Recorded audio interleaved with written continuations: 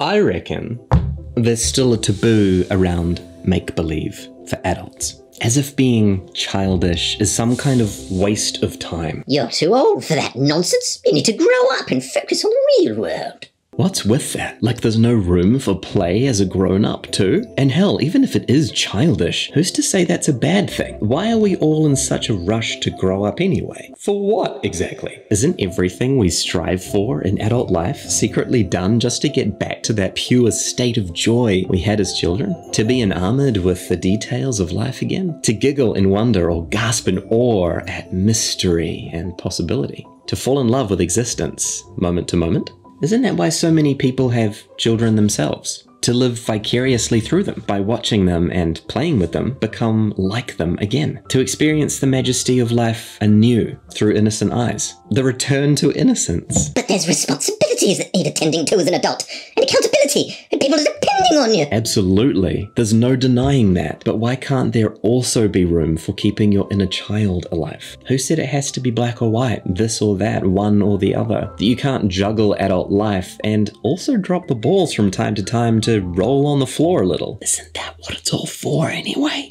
Hell, I don't even think inner child is a useful term. It implies that adults can't or shouldn't be fascinated with the world in the way that children are. I reject that. It's a part of our basic humanity to be Besotted by beingness. Play keeps that alive. Fantasy keeps that alive. Stories keep that alive. Make-believe keeps that alive. And there's no good reason why all of that shouldn't be a priority for an adult. It's where so much of our meaning comes from. You want to know some real dangerous fantasies?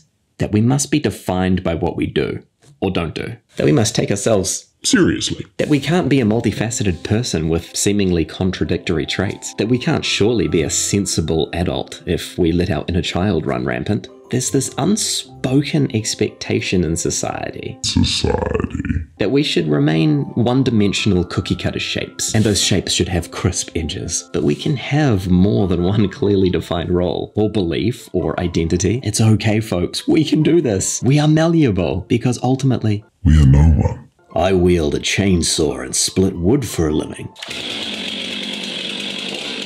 But I'm also a mother flippin' Tarrasque.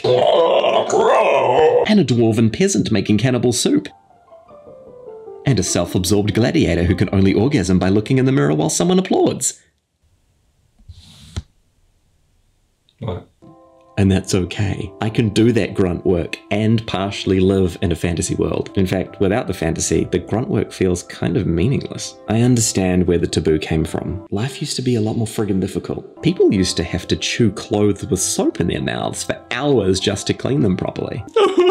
Okay, that's not true. But the point is, it was a necessity to double down, shut up, and get her done, or you'd bloody die. Or worse, be a social outcast. But that toxic productivity from Western culture and internalized capitalism, all that shite. It's getting long in the tooth now, and honestly, can go suck a Draco Lich's D. You see all those wonderful innovations, breakthroughs, and stories out there in the world that we all hold so dear? Those are the products of people embracing imagination. Those are the result of fantasy. Hard work too, sure, but it all starts with make-believe. We went to the friggin' moon. And just because imagination is the rocket fuel for achieving great things such as going to the moon or producing a bestseller, those achievements don't invalidate imagination being used just for fun too, because it's more than just fun. It's interconnection. What if success wasn't measured by what we accomplish, but by how connected we are to each other?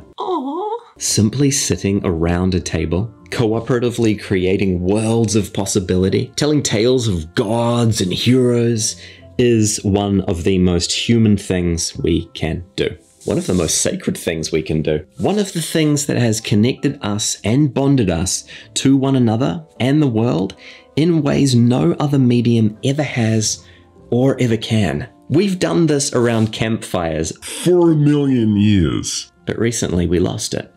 Things like Dungeons and Dragons are bringing it back to our modern world. And I think that's just wonderful. Make-believe is in our blood. Make-believe is who we are.